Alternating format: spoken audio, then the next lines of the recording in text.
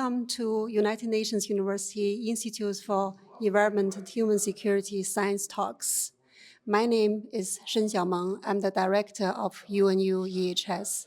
With me together is Melissa Fleming, who is the Under-Secretary General of the United Nations, who is responsible for global communication.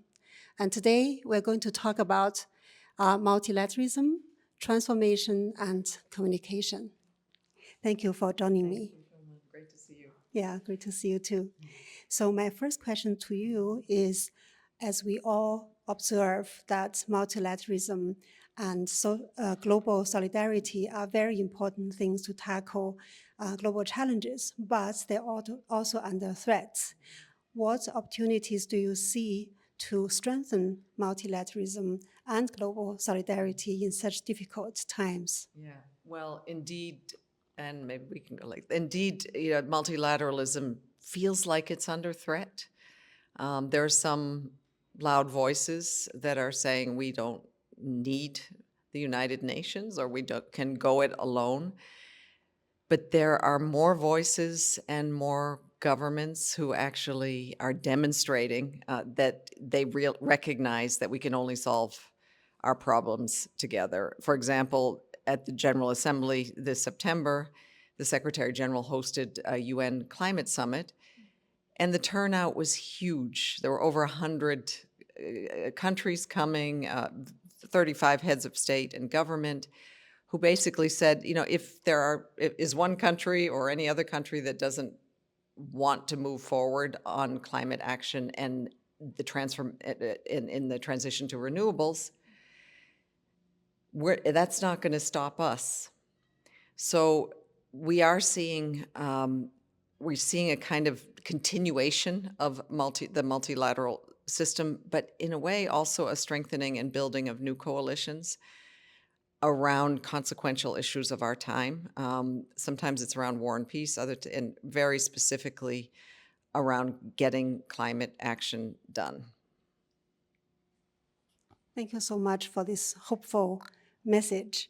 And now we are also facing misinformation and disinformation, especially in the context of climate change, with COP30 coming up in Berlin.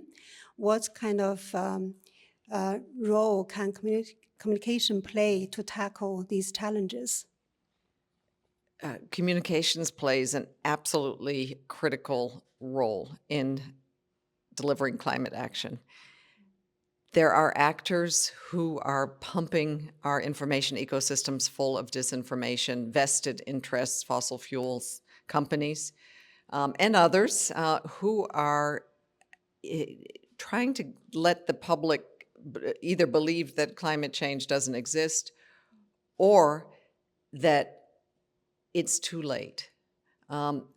This is leaving people feeling overwhelmed. This is leaving people feeling like there's nothing that they can do. And there's a lot, though, that we can do to let them know that isn't true. That this is a solvable crisis, and it isn't too late. And we have the formula: basically stop using fossil fuels, switch to renewables, and protect our environment. And what we've recognized from the communications campaigns that we conduct and the behavioral science that we study is that if people feel this sense of possibility and solution, then they won't give up. If people can envisage a future that is green, where the rivers are clean and the air is fresh to breathe, then they feel a sense of possibility and they look for ways to get on board. So communications can play a hugely important role, either a very damaging role if the communications is not fact-based and it is trying to leave people astray, or it can play a very positive role if it's not only delivering the facts, but giving people the sense of agency and hope. Thank you. Related to that, how can we build more trust in science? First of all, I would just like to say trust in science is fundamental. And it's hard to build. It's easy to take away and hard to build, because science is very often difficult to communicate. It's an evolving process. Science isn't just standing solid. It is, it's, as you know, you're a scientist. It's always being questioned. I think what we need more to build trust in science is better communications of science. People, first of all, just take the COVID-19 pandemic, for example.